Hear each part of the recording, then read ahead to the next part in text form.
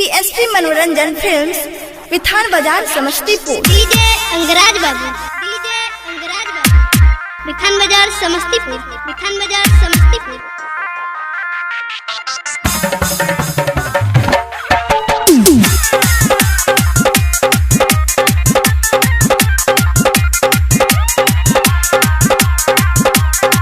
Music by प्यारे Arjun.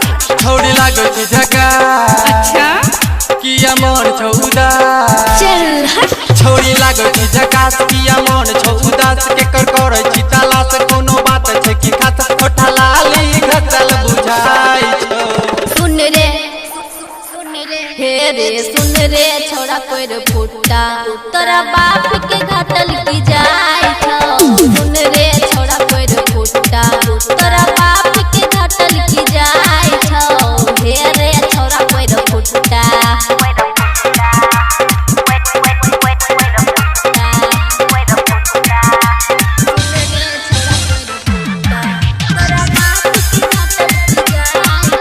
PSP मनोरंजन films, Vithan बाजार, समस्तीपुर, विथान बाजार, समस्तीपुर। हे गए हमारा बुझाई छौ छौरी बर घोटाला चढ़ल जवानी के तरैले छोही ताला। हे गए हमारा बुझाई छौ छौरी बर घोटाला चढ़ल जवानी के तरैले छोही ताला। रहो चढ़ल के जवानी कैले खूबे माना मानी, रहो चढ़ल के जवानी कैले खूबे माना मानी। जुओला हागा से पानी खत्म भेलो के कहानी साला भाई तो चुतिया बुझाई छौ। सुन रे हे रे सुन रे छोड़ा कोई फुटा तोरा बाप के घाटल की जाय छौ। सुन रे छोड़ा कोई फुटा तोरा बाप के घाटल की जाय छौ। हे रे छोड़ा कोई फुटा डीजे अंगराज बाबू, विथान बाजार, समस्तीपुर, विथान बाजार, समस्तीपुर।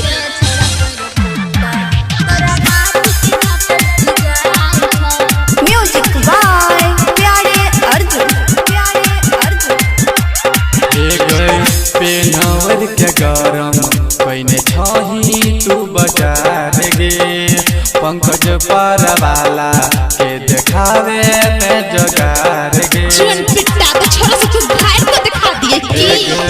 पेनवर के गरम पहिने छही तू बाजार गे पंकज परवाला के देखावे ने जगार गे। हम छिए रंगवा अरे जा जा कते पैसा ले में बा हम छिए रंगबाज कते पैसा ले में बाज छोरी करे नहीं के लाज तोरा करे गौरी आज राइटर रतन पर बोन किया जाय छ। सुन रे हे रे सुन रे छोड़ा कोई फुटा तोरा बाप के घाटल की जाय छौ। सुन रे छोड़ा कोई फुटा तोरा बाप के घाटल की जाय छौ।